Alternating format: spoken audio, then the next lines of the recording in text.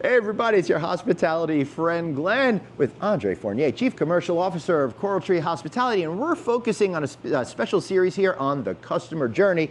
First, I want to thank our friends over at Unifocus. Unifocus is technology that drives value. Do me a favor, check them out at unifocus.com. They support me. I'd love for you to support them. All right, customer journey, standard of care. You want to take care of people, and you're being very strategic about taking care of people these days. How are you thinking it through, and why do you care? Yeah, that's a great question, Glenn. With CoralTree Hospitality, obviously we have a diverse set of products, right? We have from almost 5-star into 3-star world. We have destinations that are one of a kind. Right. We have urban destinations and big resorts. So it was hard to create a profile or a framework of service that would accommodate all these different sizes and asset types. So the standard of care came into place, right? We call them SOCs. And the fundamental framework on that is, regardless of asset type, it was a consistent type of care that we want to deliver that was genuine, right? Authentic and of the place. Right.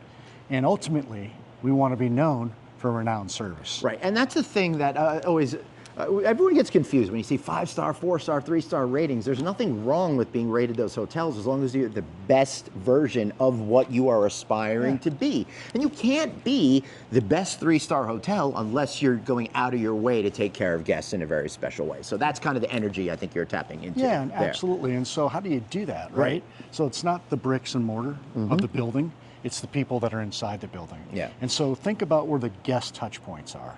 Right? So it starts when they hit your website or they talk to that reservations agent. Right. So what are the standards of care that we have as we marshal Glenn, who might be doing a booking with us, through the process, to the point when you arrive at the desk.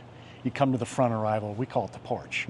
What's that? That's nice. What's that look like? That really connotes a totally different type of vibe. Right? Yeah, it's heart of an innkeeper. It's like welcome, Yeah, heart of an innkeeper. So you get to the porch, you get to the front of the house, and then throughout your stay, how are we communicating certain touch points?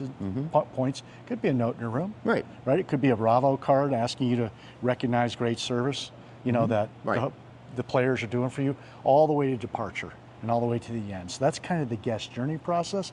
So how we do that is a little bit different at every property, because you want it to be of the place, like beautiful Black Desert we are in today, or we could be in Mammoth, California, right? Totally different feel. And that's great to be able to understand what a property needs to be and then be able to connect with the customers for them to fully be able to realize what that experience ultimately can be, right? Yeah, and you travel the world. So you're a connoisseur of hotels, good and bad, and so you notice the difference when there's that little extra touch in there throughout the process. For sure, and I always look at hotels through the way I open this. What does the hotel want to be, and is it achieving that, right? So I'm not gonna complain about like a bathroom that's too small or looks a little old if the building was built in the 1970s, because you can't help that. Infrastructure's changed, for example, right? But I'm not gonna be forgiving if people don't look me in the eye when I walk in the building and I wanna say hello to them, you know? That sort of thing. 20-foot rule. And we look at how we measure it is 3 things. Is it true? Is it meaningful? And is it distinctive? Right? If we meet those 3 criteria, then we know we can deliver on it. Okay, so we obviously it's the right thing to do. Gets you closer to guests, gets them keeping back, blah, blah, blah, blah, all that kind of great stuff. But what does it really mean financially to your bottom line? Yeah, so I mean, we have surveys.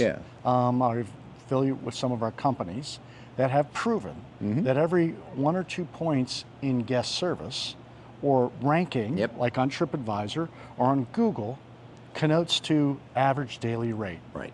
And sure does. If you're in the mid-sector, it's probably $4 to $5. Right. If you're in the upper upscale luxury, it's more like $15 to $20. So people are willing to pay that extra process if they know they're going to get taken care of. Hey, listen, most people don't even want to have anything to do with page 2 of Google, for example, right? So if you're not right up there at the top, it's the same thing with TripAdvisor and all the other rankings. If you're not up there at the top, you're not even in the consideration set, and it turns into one of those situations where you don't even know how much money you've lost.